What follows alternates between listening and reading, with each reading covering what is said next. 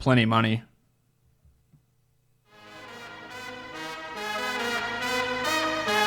You are Locked On Fantasy Basketball, your daily fantasy basketball podcast, part of the Locked On Podcast Network, your team every day.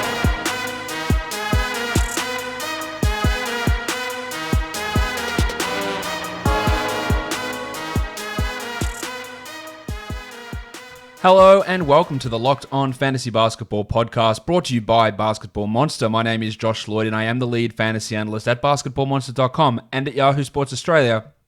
And you can find me on Twitter, as always, at redrock_bball and on Instagram at Locked On Fantasy Basketball. The trade deadline has come and gone. We've seen some of these players in their new environs. I'm going to be breaking down all of Sunday's action, previewing Monday's games across the NBA. Michael Bolton. Let's get to it. Let's get to it indeed. Bolton, you coward. Come on the show live. Let's look at the first game, the Boston Celtics and the Oklahoma City Thunder. The Celtics get the win 112-111, but Jaylen Brown did suffer sprains to both of his ankles, and it does look like that he will miss at least one game moving forward. Tatum was great again, didn't get the three straight 30-point games, but had 26 and 11. He has really stepped it up this season. The efficiency's been the really only holdback in his game, but he has been awesome.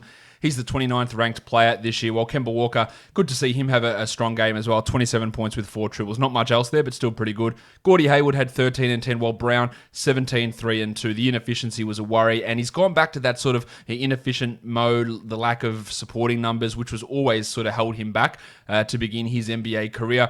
For reference, he's the 73rd ranked player over the course of the season, but his last 20 games, he's down to 85th, and that's not a big drop off, but it is when he was, for the first 30 games or so, when he was the, he's 56 over the course of the season, so 85th over the last 20 games, and you're talking about a guy that was like top 40 for a stretch to begin the season, and we're starting to see some of those problems creep back in. Daniel Tice, first game back, 30 minutes, 13 and 11, 5 assists, second game back. 30 and 11 with 5 assists, 30 minutes there for Tice. Really strong numbers for him. He should be on a roster in a 12-team league. It doesn't have to be yours, but he should be on one, while Enes Kanter is a pretty clear drop to me if he was added. We also saw Shemi Ojeleye out of the rotation with Grant Williams getting those minutes. Williams, a guy that I like for dynasty leagues, loses a lot of his seasonal league value. Only 22 minutes for Marcus Smart. He wasn't quite in control in this game. Did have 4 steals, which provides that value, and he should still be rostered in all formats. The next game, or the next team we look at, is the Thunder. 4 players had 20 points. 22 for Paul, 24 for Gilgeous-Alexander, 22 for Schroeder, and 24 for the Italian cock.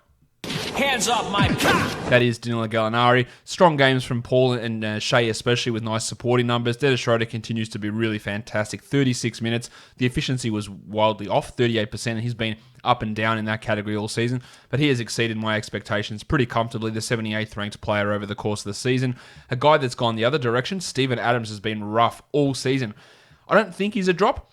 He's pretty bloody close, though. In 8-team leagues, he's a drop. In 10s, I think he's moving in that direction as well. He just can't get anything going. 4 and 11 on 20% shooting. Now, he's normally going to be better than that, but his upside is so low that in a shallow league, you can probably feel okay about moving on from Adams to stream that spot through. Lugens Dort started again, but he's suffering that two-way problem where they're not letting him practice with the team to preserve his days. He's showing up, he's playing on game day, and that's it to preserve those days. He's not really a fantasy factor at all, although, again, he has been a bit of a surprise. It would have to be a very, very deep league to care there. While Terrence Ferguson, he may as well have not played. 0 points in 26 minutes for Furkey. Let's move on. The second game we look at, the Memphis Grizzlies and the Washington Wizards. The Grizzlies win 106-99. Triple-double for Ja Morant, 27, 10, and 10. He had dropped off a little bit of late Morant, but this was strong to get him back in business, especially the shooting numbers there. While Kyle Anderson, 30 minutes for Kyle, 16 and 5 with 1 steal. Now, he is starting. He's a good player.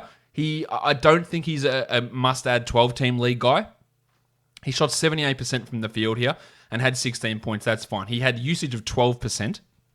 So when he shoots his normal 45 to 50%, it's nowhere near where we need that to be. It's like 10 and 5, which is still okay, but it's more in the 14 to 16 team league discussion rather than a must-add 12-teamer.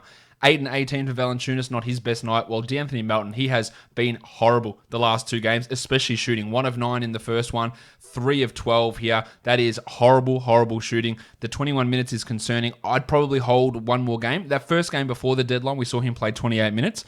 Nothing has really changed on this roster after the deadline, apart from his minutes not pushing up, which is a concern. I would still hold in 12-teamers unless there's someone, say, like a Malik Beasley floating around on the waiver wire.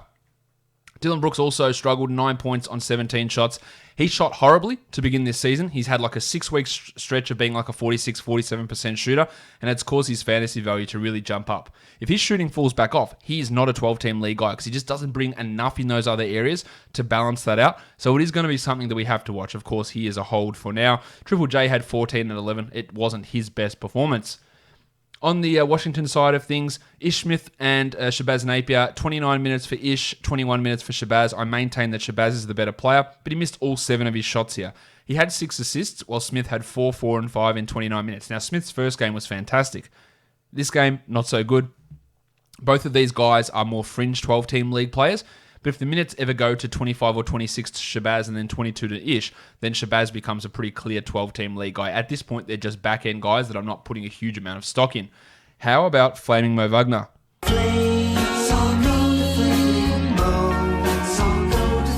This is what we saw from Wagner at the beginning of the season before he hurt his ankle. 24 minutes, 19 and 9. The tank Tom Bryant is out until the All-Star break at least. So if you're looking to stream in a big man, Wagner is absolutely an option. You could look at someone like The Undertaker, Dewayne Dedmon as well in Atlanta. But with Mahinmi struggling again 2 and 5 in 18 minutes, and hopefully the Wizards deciding to try these younger guys out, Wagner, at least in 14-team leagues, has some value. Beal had 26 and 4, while Bertans had 15 and 6, and Rui Hachimura.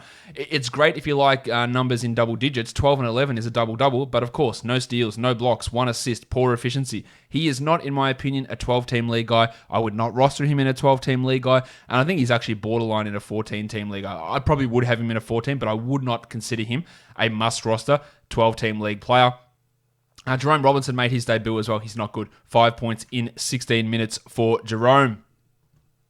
To get fit in 2020, you don't have to join a gym or pay a ton for overpriced fitness equipment. The best way to get in the best shape of your life is with Echelon. Go to echelonfit.com to discover their EX1 connected fitness bikes that offer a high-quality, at-home cycling experience at less than half the price of a Peloton. Echelon makes beautifully engineered products for everyone. Busy mums and dads, first responders, elite athletes, whatever your activity level. And with daily live and on-demand studio classes right in your home, you'll never have to step foot in a gym again. You'll love Echelon, but if you aren't 100% satisfied, we'll give you your money back. Join the hundreds of thousands of men and women who are getting fit with Echelon. Don't pay a ton for Peloton. Buy an Echelon bike today for under $1,000. Go to echelonfit.com/LONBA to learn about their limited time, free Apple iPad, and complete details of this exclusive offer. Echelon, it's your time. That's ECHELON fit.com/LONBA, echelonfit.com/LONBA. The next game up for us to take a look at here on this slate of Sunday games is the New York Knicks and the Atlanta Hawks, a double overtime game that the Hawks end up winning 140-135. Some big games to talk about here. 35 and 18 from Julius Randle on really good efficiency. He has really stepped it up. But how about our boy, Mitchie Robinson? And Mitch Robinson says, I'll take it from here. Will he, though? It's the question. He played 35 minutes, 15 and 11, 3 steals and a block. I'm hesitant to say that it's the turning point because Mike Miller has dicked us around hard, but the fact that he played over 25 minutes before overtime kicked in is very, very encouraging. He still had the fouls, 3 of them, but that's not like 5 fouls. But even in these other games, when he hasn't had fouls, he's been benched. Really strong stuff from Robinson. Shouldn't be on it any waiver wise. Alfred Payton struggled in the regulation portion, but ended up with 12, 4, and 9, while Dennis Smith was seemingly pushed out of the rotation so Ntilikina could play 26 minutes. 9, 2, and 8 for Frankie there. Reggie Bullock and Wayne Ellington are stepping up for Marcus Morris. 21 with 5 triples for Bullock, 15 with 5 triples for Ellington in 32 minutes. I don't know why we're getting 32 minutes now of Ellington when, again, the trade deadline's finished and he wasn't playing at all, but we are. So if you're looking for 3-point streamers, the Duke is an option there. As for Bullock, he's probably more of a 14-team league guy, but available in quite a lot of places. Bobby Portis doesn't want a buyout. He reckons he's going to prove how much money he is worth in the offseason. Cool. 14 and 6 in 19 minutes, while RJ Barrett, I don't think he's a 12-team league guy. 5 and 4, 3 assists, 22 minutes, low production. This bloke is the 272nd ranked player this season. Actually, let me try again. Sorry, 260th ranked player this season. Just 12 spots higher than Taj Gibson. That's not good for a bloke getting 31 minutes a night. We know that he's horrible with the percentages, and now the minutes are down. There's just no reason for it. Well, Kevin Knox, write him all the way off. 3 points in 13 minutes for the Fort. For the Hawks, Trae Young came back, played 48 minutes and had 48 points with 13 assists. He's really, really good. While the Baptist John Collins played 50 minutes and had 32 and 16 with a block on 63% shooting. We know that John Collins is an absolute fantasy beast. What we don't know is how it's going to work with Clint Capella, which we won't find out until after the All-Star break. If you could get any sort of top 25 player back for Collins, especially after a game like this, I'd be doing it because I do think we are going to see some of his value drop off. DeAndre Hunter had a strong game, especially the 5 steals. I think he's done that one other time this season, but then he goes and has stretches of games with no steals. 19 and 9 is good for Hunter, but like RJ Barrett, this is a bloke that's not even in the top 200 this season, and it hasn't been for lack of minutes. I would leave him for the 14-teamers. The Undertaker, Dewayne Dedmon.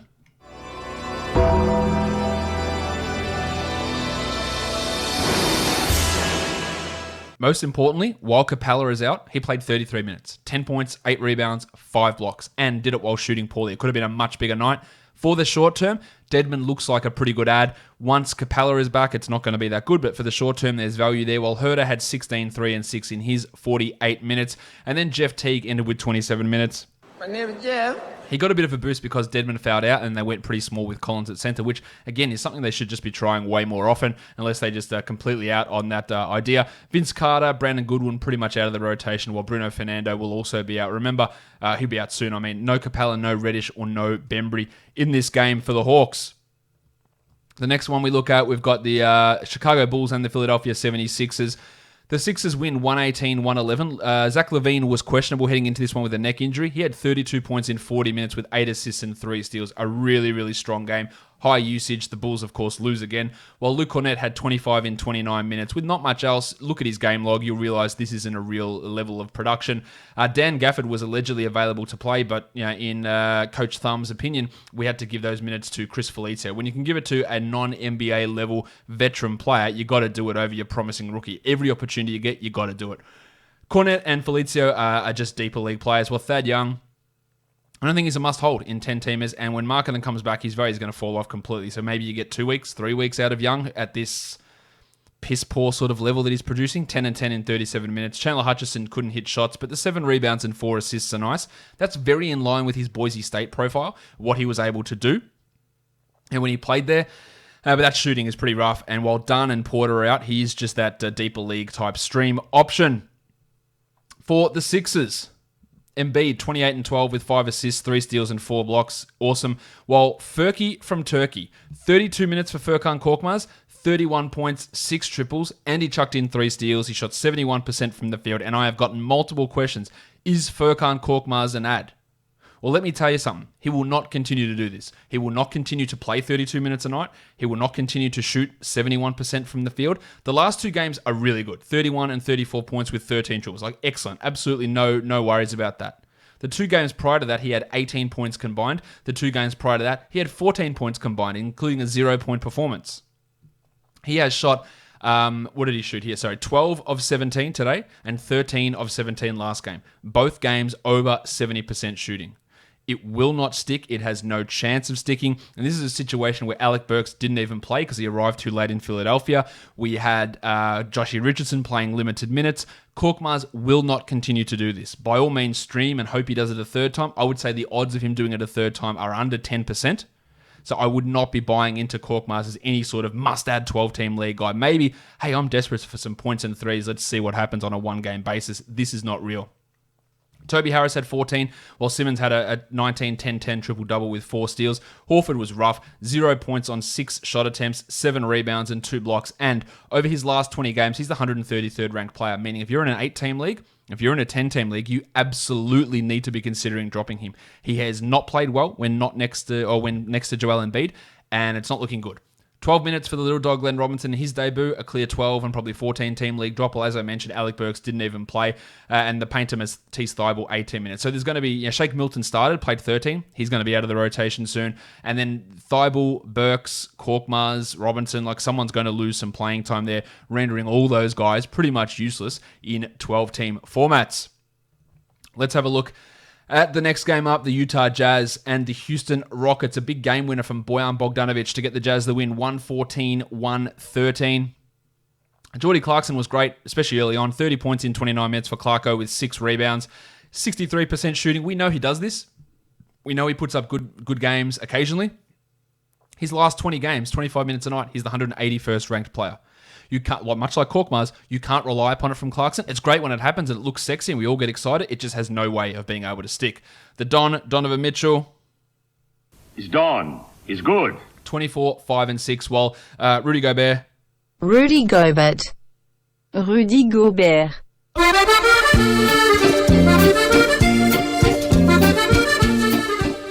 I have to, I've been told, I have to shout out my son, who is the director of meme research for the Locked On Fantasy Basketball podcast, for not only discovering that meme, which I think is a Frenchifying meme, which he found on YouTube, heaps of videos, but then also creating all the sounds and editing it together and putting the names in there for me to create that sound for Rudy Gobert. So one more time, Ben, this one's for you. Thank you again for doing your job that I pay you for.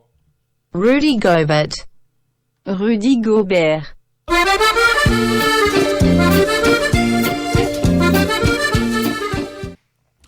Mike Conley's back, 25 and 6. This just looks completely different to what we saw at the start of the season from Conley, and he's a must-roster guy. While Ingles, I think, is a drop. 3, 5, and 7. We've got ample evidence that him with Mike Conley just doesn't work from an Ingles statistical point of view, so I think he looks like a drop. The 7 assists are still nice there, while Bogdanovic, apart from hitting the game winner, was just non-existent. Like, low usage, only took 7 shots, 8, 2, and 4. He will be better than this. We're all well aware of that. Jimmy Harden had 28, 10, and 10, while Rusty Westbrook had 39, 6, and 4. Good production from them, while Bobby Covington, 14 and 5, a steal, a block, 4 triples. Covington, and this is what makes what Ryan Saunders did with Covington really confusing. And we talked about, is it his knee? Why the minutes low? And then we'd see Towns go out and he'd push to 35 minutes. But the fact that Saunders would play him 29 minutes a night on a team that's absolutely shitful like the Wolves, and then he comes here and can play minutes, there's no reason he should have been playing less than, say, 33, 34 a night. It was poor coaching from Saunders, and it's a black mark against his name. He's on the temporary shit list.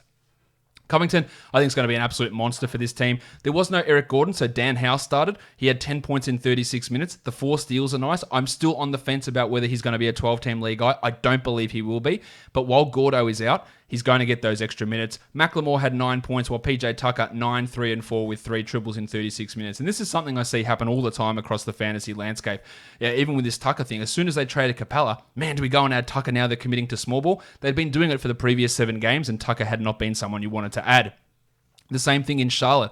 Hey, Marvin Williams has been bought out. Michael Kidd-Gilchrist has been bought out. Does that mean we've got to add Washington? Well, Kidd-Gilchrist wasn't playing, and Williams was having zero impact on Washington's playing time. So it actually didn't change anything from what had been happening prior. People see a move and they think that it's having this big impact. And again, this Tucker one, it's what had already been happening. And now, again, the same sort of stuff's happening. He had the 9 points with 3 threes and is not anything more than a streamer when you're looking for some steals. All right, now on to the next game, which almost they pretty much didn't need to bother playing. The Clippers beat the Cavs in an absolute beatdown, 133-90 to 92. The Clippers without Kawhi Leonard as well, looking to really reverse their fortunes after that horrible loss against the Wolves. This was a blowout of epic proportion, so it's really hard to judge too much here. Paul George had 22 points. Harrell had 19 and 9. Still only the 21 minutes, but again, how much of that is the opponent? How much of that is the rotation? Marcus Morris's debut, 10 points in 22 minutes. 3 triples for Landry Shamet in his 27 minutes. But how about the Fuick, the Farmers Union? Amir Coffey had 10 points in 25 minutes. He'd been sort of pushing to get some playing time and doing okay in the G League, and looked okay here with Patrick Beverley and Kawhi out. Not someone I think that's necessarily going to be in the rotation every night, but a strong enough performance from the Farmers Union there. Lou Williams had 25 points in a spot start in those 26 minutes, but again, he is in a shallow league, probably someone like an 8-team or a 10-team league, someone that we could consider to be a drop option. If we go on to the Cleveland side of things, the big avocado, Andre Drummond, started, played 29 minutes, 19, 14, 2 steals and a block. Like exactly what he does is a member of the Pistons. This is what we talked about. We also saw Kevin Love, 10 and 9. The rebounds for him are a bit of a worry, while Kevin Porter, 17 and 4 in 28 minutes. I like Porter as a 12-team league guy, as you're well aware. While the Padawan Colin Sexton, a rough shooting night from him, 31%. His value, much like someone like Dylan Brooks earlier, if he can hit those shots at a high rate, then he's sweet. And he has upped his assist rate, but I'm still worried about how that goes long term. Of course, we dropped Tristan Thompson's ass quicker than Khloe Kardashian. Is Khloe, is that the right one? I think it is. 7 and 6 in 19 minutes. For Tomo, Clearly a bench guy. While Larry Nance Jr., 20 minutes, 2 and 4. This is what we feared would happen.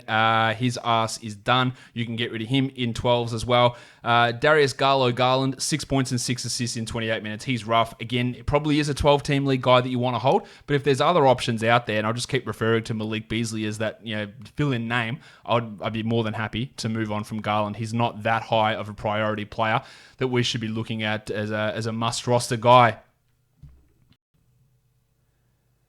Let's have a look now at the final game of the night, the Miami Heat and the Portland Trail Blazers. The Blazers win 115-109. In the end, of course, the Heat were without Jimmy Butler in this one and Tyler Hero, but it was the debut of Jay Crowder and the debut of Andre Iguodala. Crowder was fantastic. 35 minutes, 18 and 11, 2 steals, 5 triples, 1 block. Sometimes maybe good, sometimes maybe shit. This is absolutely the epitome of this. Like, he's not going to do this. He's not going to play this many minutes. He's not going to be this good. We have seen it time and time again. So if you want to add him, or if you do add him, I wouldn't be, but if you do add him, he is an immediate sell high in my opinion.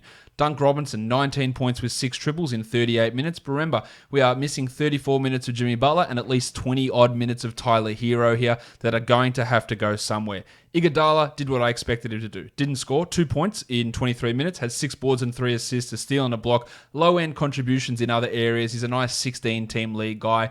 Robinson, even if he played 28 minutes, he's still going to hit his threes. The volume just comes down a little bit with him. The iron shoulder, brilliant. 27, 4 and 7 in 31 minutes for Dragic. Butler out helps him. His value will subside a bit. While Kendrick Nunn, it's really tough for me to suggest holding on to him. 9 points in 27 minutes. He shot 24% here, and he is going to be a victim of the addition of Crowder and Iguodala. I'm pretty confident about that. Olynyk started, didn't do much, as same with Derek Jones, 11 points in 25 minutes with Crowder and Iguodala replacing those guys in the closing lineup. Their best lineups are Bam Adebayo at center. It's pretty clear there, and getting that extra wing in there like Crowder is going to be helpful, but again, he's not a guy that I'm looking at as a 12-team league player.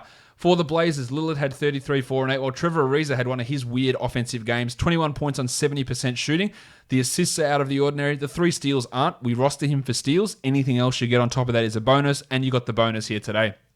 While Gaz Trent. Nice, Gary! He is the new nice Gary. 22 points, 5 triples for Gaza. He had 4 steals. He shot 73%. To me, he is ahead of the prospect pecking order, ahead of Anthony Simons there. I really like what he's done.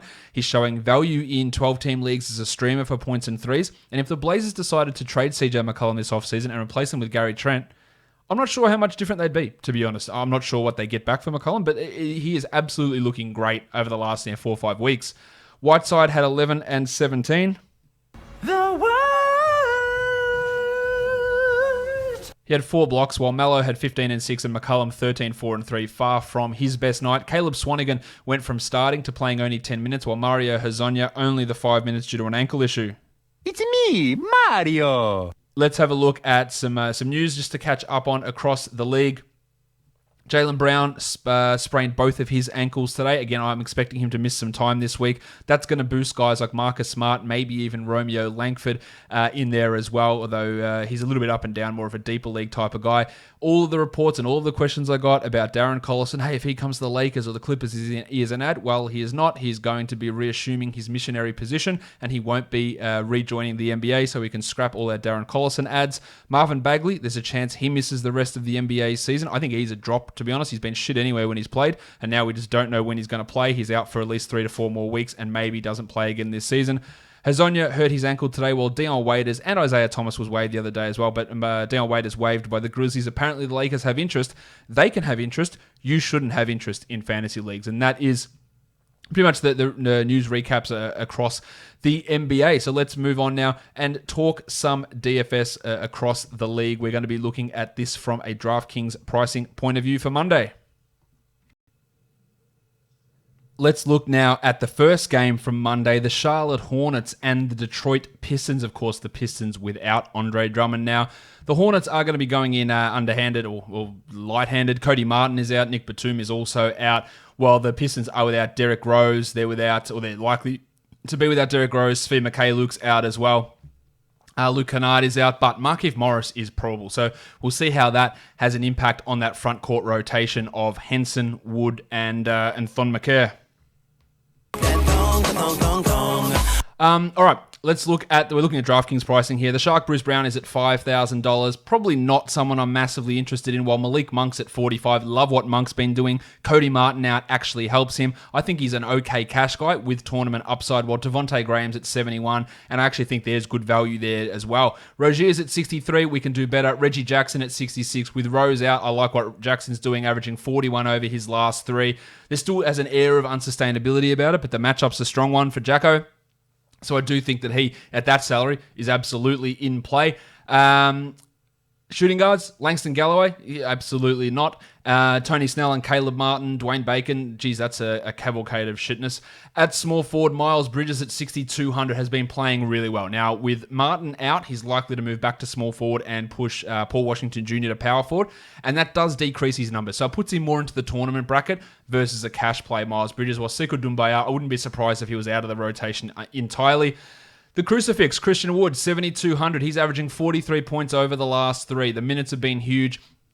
Markieff Morris, I think there is a risk there, and again, I think there's a risk when Rose comes back in terms of usage. Same with Kennard, but it's not enough to make me think that 7,200 is not a good price for Wood in a matchup that is extremely favorable for him. He's a guy that we continue to deploy until he goes to like probably 8,500. That's a really good salary. Bill Hernan Gomez isn't, while Cody Zeller's at 48, and I don't really care for that. While Thon is at 43, and while people have been raving about his play, he's still averaging under 20 DraftKings points over his last 3 games, and that's not enough to get me anywhere close to excited. The Muppet John Henson at 37. Throw a couple of blocks in with Henson there, and he smashes that number. So I think he does have some tournament value, while Paul Washington's at 44. Really been disappointing. He has done well against Detroit so far, so I like him just in the fact that salary's down and that Martin's out. I think he's a sneaky option for us to use here. Morris isn't sneaky, and he isn't an option for us to use. Let us go on. The next game up, we're looking at the Brooklyn Nets, the Indiana Pacers, the Bojan Bogdanovic Bowl. In terms of injuries for this one, I think we're looking pretty okay apart from Kyrie Irving not being there. Victor Oladipo sat out the last game, so he should be ready to go. Here back for Indiana. In this one, a game they're favored by 7 and the total is 220. Now, how this works out with Warren and Oladipo both starting is going to be interesting to look at. As for Vic, he's at 4,200. I like that salary for Vic. He dropped 25 in 28 minutes. And if the minutes are pushing to 30, 4,200 is a good price for him. While Dinwiddie's at 79. Love that with no Irving. And Brogdon at 6,900. Giggity. Looks okay. Yeah, I think there is value there in him, especially in a really strong matchup, but not as high as, say, Dinwiddie or Oladipo is. Temple, no thanks. Well, Karis LeVert is unbelievably on fire. 46-point average over the last 3. I reckon at a $700 price rise up to $7,000, and against a defense which has shut down some wing players this year, I reckon it might be time to fade off of LeVert, who's been shooting absolutely lights out. His usage has been through the roof. It is a bit of a risky play here, I believe. Timothy John McConnell, not useful for me. Smoke and Joe Harris, no, thank you. While Jeremy Lamb dropped 41 with Oladipo out last game. Of course, Oladipo will be back. So Lamb at 53, probably not going to get it moving for me. And then at small forward, Justin Holiday is a no, but Tony Warren Jr. is always interesting. He's at 5,700. I think there's good cash value in that, and he looks like an option to me. McDermott and Luwawu Cabarro, no, really, thank you at all. The artist formerly known as Torian Prince is at 4,900, and while his shot can be wildly inconsistent, at a sub 5,000 price, I think that works for him as an okay cash guy with some level of upside there. Miles Turner's at 51. It is a great matchup, and it's the only reason I consider him for tournaments, while DeAndre Jordan at 5,000 is the opposite. He's cutting into Jarrett Allen's value and a strong cash floor. I'm just not sure the upside's that high, and I say that even though he had 40 points last game. Allen is a straight fade, while Sabonis at 96 is too high for me. It's a big price, and again, I'm not willing to spend that much on Domas. Next game is the Atlanta Hawks on a back-to-back after a double overtimer against the Orlando Magic. This could be real ugly for them and their piss-poor defense at the best of times. Things could get rough in this one. We don't know if Reddish or Bembry are going to play. We know Clint Capella won't be there. And then we'll see Ennis potentially making his debut for the Orlando Magic. At point guard, Trae Young's at 10-1. He dropped 74 points in that match against the Knicks. It was a double overtimer, but we know Young's a 50-point guy almost every night, so I do like him. Markelle Fultz is at 61, and with a worn-down Young because of the double overtime, I think he can get to 30 points. I'm not super confident in it, but I think he can get there. Jeff Teague, not interested there at all. Terry Ross is at 49, good tournament value, although even though recently he's been more consistent, he's averaging 28 over the last 3. He's always got that ability to throw up a lot of shots and miss a lot of shots, which is going to tank his value. Fournier's at 58, good cash value, low upside play. Cam Reddish, Herter, Bembry, I'm not really interested in those guys. At small forward, you've got Aaron Gordon at 64. I think that's probably too high for Gordo at that salary. DeAndre Hunter had a nice one today, 43 points, but his history wouldn't suggest that's likely to continue, although he is averaging 27 over the last 5, including that 43-point performance. At 4,200, not a bad guy, especially if Reddish is sidelined. That could work in Hunter's favour there. Wezawundu is the strongest no I can give you. Vooch is at 8,900. Love that for Vooch. Great matchup. While the Undertaker, Dewayne Dedmon, once against one of his many former teams at 4,400. He had 29 in his first Hawks game. I think he can beat that number relatively comfortably. Damian Jones, no thank you. While the Baptist John Collins is at 8,500. I think, again, with the injuries there is value in Collins at that price. Again, the double overtime game is somewhat of a factor, but I still think the Baptist can be a useful option for us. Next game, the Minnesota Timberwolves, the Toronto Raptors. Kyle Lowry missed last game. So far, he is questionable for this one. We know D'Angelo Russell is questionable, while Evan Turner and Jake Layman will be out for Minnesota. If Lowry is out, we're going to fire up a lot of Terrence Davis in this one. And if D'Angelo's out, that's a lot of Malik Beasley. And Jordan McLaughlin comes into the frame like we saw on the weekend against the Clippers. At point guard, Lowry is at 7,300. I absolutely love this if he plays. We just don't know, but I love it if he plays. While Jarrett Culver at 3,800. For $380 maybe, I'd consider for Culver. That's a strong no. Russell's at 87. That's a high price for Russell. We don't know how it's going to work. He's dealing with an injury. I'd fade off of that. While Van Vliet at 76 is an absolute lock. If Lowry is out, I love that price. Same as Terry Davis at 48. If there's no Lowry, Davis at 48 and Van Vliet at 76 forms a really strong combination. Paddy McCaw is the opposite. Could there be a bloke outside non-Tony Snell division, non-Terrence Ferguson division, that does less with more than Pat McCaw? Didn't mean for that to sound like Dr. Seuss. Jordy McLaughlin's at 53. He had 48 points against the Clippers. And if D'Lo is out, hey, why wouldn't you have a look at Jordy McLaughlin, who I think is actually a really good player, and it'll be interesting to see what he does moving forward. Beasley's at 45, love it. Even if Russell plays, I think that's good value there for Malik. And then you got Okogie at 47, who probably isn't the greatest DFS option. Your small forwards, the Jedi, OG Anunoby. Hello there. Hello there indeed. Fade off of that. And then we go on to the big men. Serge is at 6,500. Serge Ibaka, I like it. One show's at 3,600. And while he played okay, he's not a great DFS option. But at that price, I think the opportunities will be there for him to get to that number. Chris Boucher, the water boy, no thank you. Siakam's at 81. Probably a smidge too high. Townsy's at 10.5. I like him for a 50-pointer here. While James Johnson's at 3,400. One more time.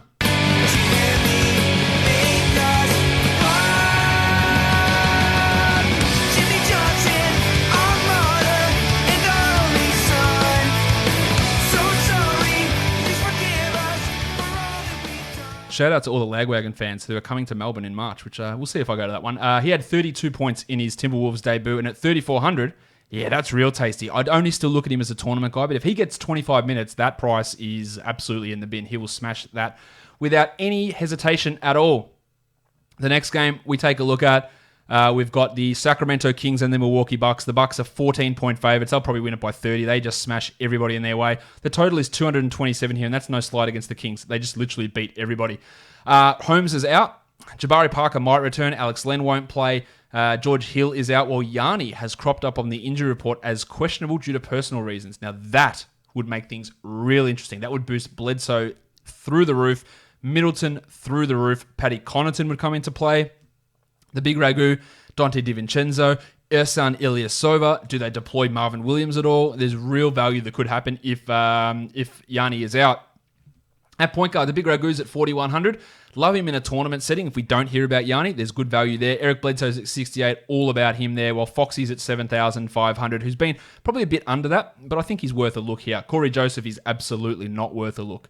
Bogdan Bogdanovic at 5,000, I don't trust it. Wesley Matthews at 37 has been playing well, but not really from a DFS point of view, while Bazemore and Paddy Connaughton, only look at Connaughton if Yanni's out at 3,200.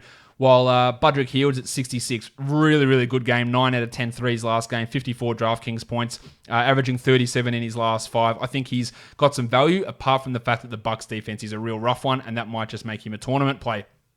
Small forwards, Chris Middleton, 7,900's high. If Giannis is out, it's not high enough, so that would make him a good option in that sort of a scenario. While the pencil, Harrison Barnes. Barnesy.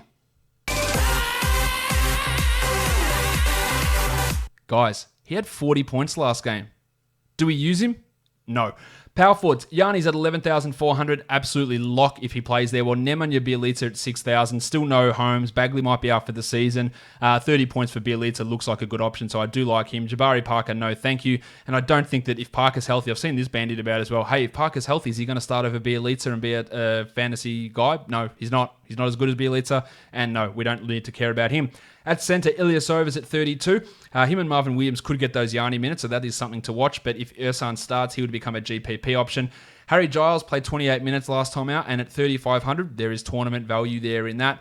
Robin Lopez, no thanks. Brook Lopez at 53. I really like Brook at that price. That is a strong, strong option for him at that area. The next game up, it is the Utah Jazz on a back-to-back.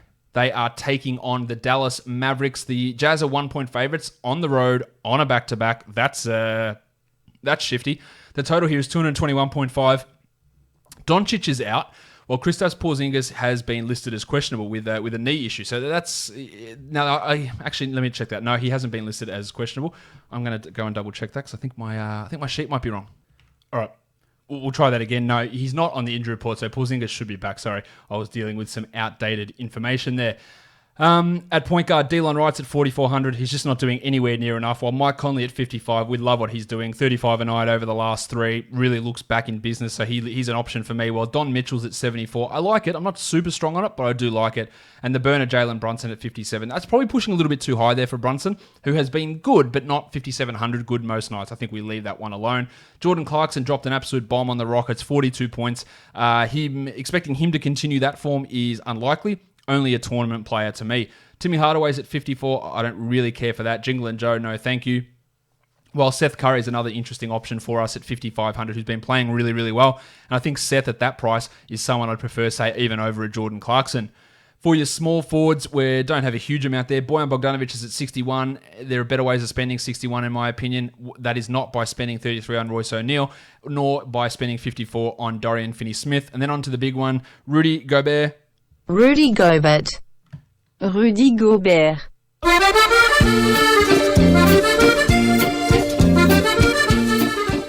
Gobert's at 7,800. I think he can be a 40-point plus guy here, so I do like this matchup. While Porzingis at 84. Generally, without Doncic, he's been really, really good. I think probably at 84, it's more of a tournament option. Kleber, not really working for me, nor is Tone Bradley. While Willie Cauley-Stein dropped 35 last game, but that was with KP out. And when KP's played, Cauley-Stein has barely seen the court, so that's a no from me. Next up, the Spurs, the Nuggets. Will Barton's out again for San Antonio. Paul Millsap is back. Well, we know that one already. Michael Porter is out also, as is Mason Plumlee for Denver. The Nuggets are 7.5-point favorites, and the total is 221.5. So close to a Richie Beno. At point guard, the Blue Arrow, Jamal Murray is at $7,000. He has been unbelievable since returning from that ankle injury, just torching blokes. 54 points last game for Murray. 7,000 looks okay. Really tough to use Monty Morris, DeJounte Murray, or Maximum Derek White, unfortunately. Maximum Derek. Although DeJounte did drop a 49 last game. For any of those guys, Murray's the guy that I would consider for a tournament. Gaz Harris is at 41. Nice, Gary! Yeah, not really working for me. Torrey Craig, and not a guy who I'm looking at here either. While DeMar DeRozan's at 7,700. Bit of an off game from DeMar last time out, but I do think that he has value at that sort of a salary. For your small forwards, Rudy Gay's at 3,200. That's a no from me. And then onto your big men, Big Chungus, Nikola Jokic is at 10.2. Just lock that in. That is a great price for Jokic, who is absolutely dominant at the moment. While Millsap dropped 34 points in his return in only 18 minutes. Now that is not what he does, so do not expect that to be the going rate for Millsap. While Jeremy Grant at 46. First game with Millsap back, 20 DraftKings points. He's all the way down at 4,600. He's a tournament guy, but I'm not feeling confident about it. While Aldridge at 71 looks like a fair price, especially for cash. Next up, the Phoenix Suns, the LA Lakers. The Suns are still without quite a few players here, and DeAndre Ayton has also popped up on the injury report. He's questionable with ankle soreness. Bainesy's out, Šarić is out, Kaminsky's out, and some bloke called Jared Harper is also out, while Anthony Davis is probable with that finger issue.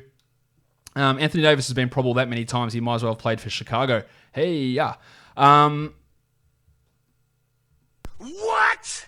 Yep. The Lakers are 12.5-point favorites. The total is 228 here. Ravishing Rick Rubio's at 5,600. I think that's not a bad price for Rick, who's been underwhelming, but still putting up okay numbers. So I do like him there. Rajon Rondo's at 38. No, thank you. Devin Booker's at 8,000. That's a great cash baseline price for Book. So I'm here for that one. Alex Caruso, Ali Akobo. I'm not going to mention the other point guards. KCP had 4 points last game in 4 minutes, so that's obviously not ideal. His numbers have been pretty low of late. Not someone I'm really all that interested in here. While McCall Bridges at 48, good for category leagues, not so good for DFS. I think we can do better than him. While Avery Bradley absolutely exploded for 35 points. But if you know anything about Avery Bradley, you know that's unlikely to happen really ever again, considering how bad he has been for nearly the majority of this season. Well, actually not the majority, absolutely the majority. Danny Green, no thank you. But Kelly Oubre at 73, that's a really intriguing price for Oubre, who put up that massive game against the Rockets. Cooled off, but still had 33 in the next one. 7,300 is a fair price, while the future MVP, Kyle Kuzma, don't look now, but he's averaging 27 points over his last 5. It's coming with some fluky rebound nights, and the next game he has high assists and steals, so I'm not really buying into it from Kuzma, but I can't ignore that the recent production has been overvalued at over that 4,900 price point. I'm still not into using him here. For your big blokes, Dwight Howard seemingly being minimized in the rotation, while Anthony Davis is playing more at center. Is this a reaction to the Rockets' small ball and them playing small ball like they absolutely should be nearly all of the time, the Lakers? I'm not sure, but it is meaning Dwight's value is limited. While Davis is at 10-3, I like that quite a bit. I didn't even mention LeBron James. LeBron James. He's at 10-9. He should drop 50 pretty comfortably, so he, of course, is nearly always an option.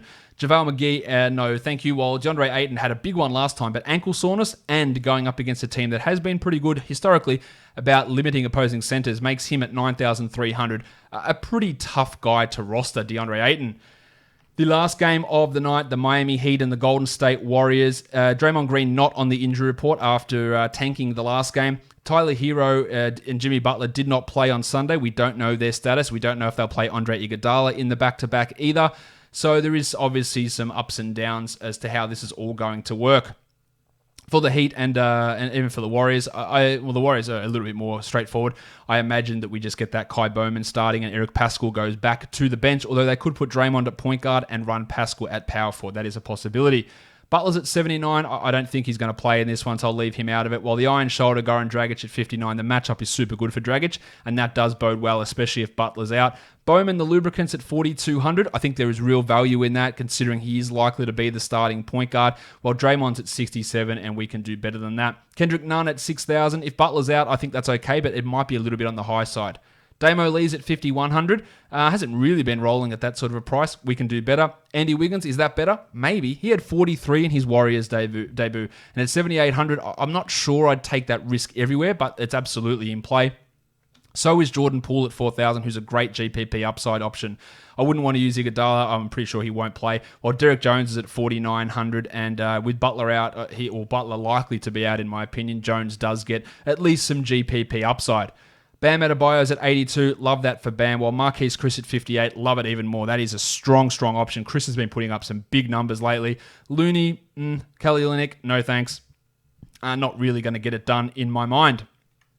Let's move on now to have a look at how things could look over on FanDuel. I like Bruce Brown over there. The burner, Jalen Brunson, is a much better option on FanDuel. Eric Bledsoe, Victor Oladipo. Miles Turner has some value. Timmy Hardaway, Rubio, Bielitsa, Brogdon, The Crucifix, DeAndre Jordan, Spencer Dinwiddie, Kai Bowman, Andy Wiggins, Anthony Davis, LaMarcus Aldridge are other options over on FanDuel. Guys, that'll do it for me today. Don't forget, subscribe Apple Podcasts, Google Podcasts, Stitcher, Spotify, and on YouTube. Give me a comment down below. Give it a 5-star review. Leave a thumbs up. All of those ways are great ways of helping out this podcast. Guys, we are done here. Thank you so much for listening, everyone. See ya.